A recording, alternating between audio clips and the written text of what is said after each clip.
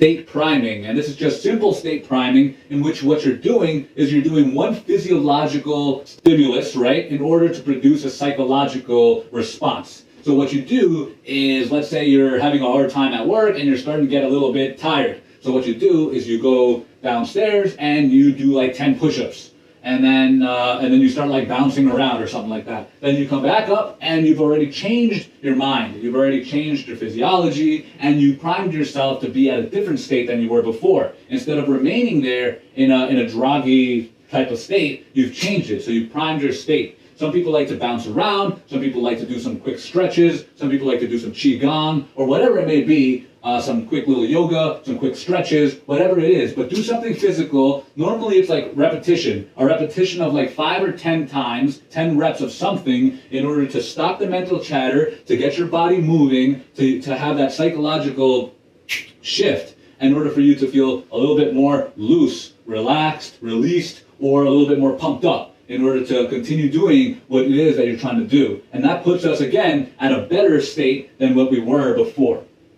Anchoring. And anchoring is a NLP, or neuro-linguistic programming technique, used in order to prime your state. It's a little bit different than what we were doing before, where it's just doing some type of exercise for a few minutes in order to change our state.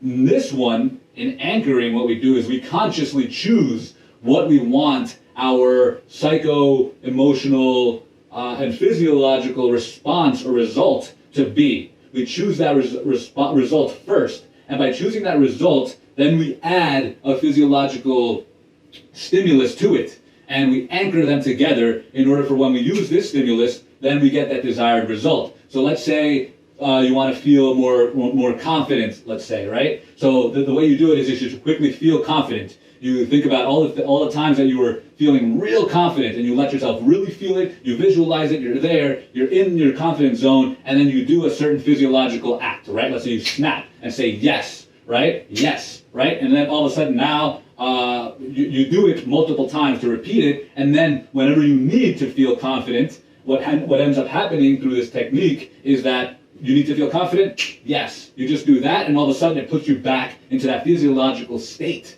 So we choose our daily emotions, attitudes, and behaviors through this anchoring technique, especially when we most need it to be our best self. You can move a mountain, you can break rocks, you can be a master, don't wait for luck.